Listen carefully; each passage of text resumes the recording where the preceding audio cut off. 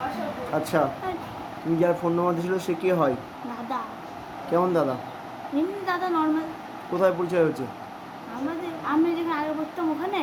আর একবার যে আগে এখানেও তো অনেক বড়, সবাই কি তোমার দাদা হয়েছে ওরকম? হয়নি। তার ফোন নাম্বার তুমি সবাইকে বলছো এই ফোন নম্বরে ছবি পাঠিয়ে দিস, কত ভালো দাদা। দাদা ভাই বলেছিল যে তোমার দাদা ভাই ফটো প্রিন্ট করে দেবে, তার জন্য। প্রিন্ট করে দেবে? চাকদাই বাড়ি সে তোমার ফটো প্রিন্ট করে দেবে? দিতেই পারে, বলা যায় না। দাদা ভাই দেখলো কোন দিন তোমার বেঁচে দিল, তাহলে কিন্তু ওই দাদা ভাই বাড়ি চলে যাবো। ফোন নম্বর মুখস্থ আছে? ফোন নম্বর মুখস্থ আছে? না না, আমার খাতা লেখা তো তার জন্য দিয়েছিলাম। কাকে দিয়েছো? এমনি দিল। আর কাউরে দাওনি? না। তাহলে ওকে বলো, কি বলেছে যে এই ফোন নাম্বার, আচ্ছা এই ফোন নাম্বারে সমস্ত ছবি পাঠাতে।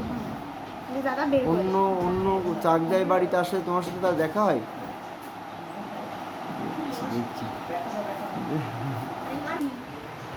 এই দাদাটাকে আর ফোন টোন কিছু করা যাবে না, ঠিক আছে? আর কাউকে নাম্বার দেওয়া যাবে না। আর যদি তুমি হারিয়ে যাও তাহলে এই দাদার নামে কিন্তু পুলিশ কেস করবো। এই দাদার নামেই খোঁজ করে দেবো, বলা যায় না। খুব সমস্যা কিন্তু এইসব দাদা। আগে পড়তো, তোমাকে এত দাদার কি আছে? সে পড়তো তাতে দাদা, তার ফোন নম্বর, এসব কি এরকম ছিল তুমি? এইসব মানে সমস্যা কিন্তু তোমার। থাকার কোন দাদা, তাকে ফোন নম্বর দিয়ে বেড়াচ্ছে সবাইকে। সে তোমাকে ফটো প্রিন্ট করে দেবে, তোমার সাথে কি তার দেখা হবে? দেখা হয় মাঝে মধ্যে? কবে দেখা হয়? মাঝে মধ্যে তোমাদের বাড়ি আসে? না না, যখন দাদা এমনি যখন দাদা এইখানে মাঝে মধ্যে আসে তখন। এমনি এখন খুব আশা কমিয়ে দিয়েছে, এখন খুব একটা আসে না। তাহলে তুমি কোথায় পেলে ফোন নম্বর? আগে পড়তাম তখন ছিল না। পড়তে বসলে সব দাদা হয়ে গেলো? এখানেও তো মেলা ছেলে পেলে পড়ে, তোমার দাদা হয়ে গেলো? সমস্যা কিন্তু তোমার। হ্যাঁ, সমস্যা কোথায়? বাড়ি চাকদায়? কোন গ্রামের নাম কি?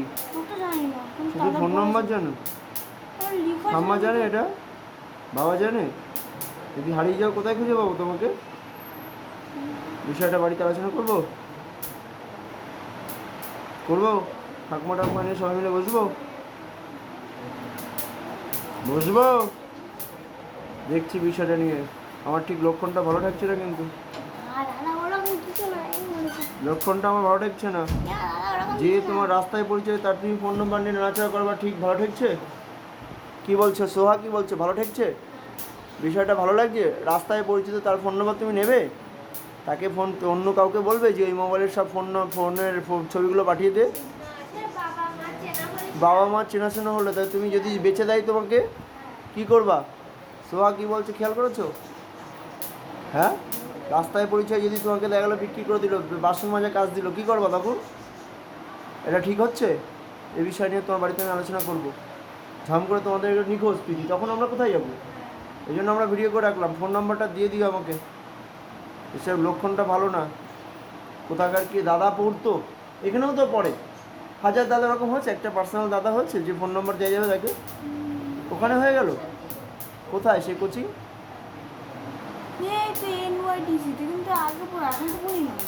হ্যাঁ, সেই দাদা তো এখনো ছাড়েনি। সে আগে পড়তে, সেই দাদা তো এখনো রয়ে গেছে।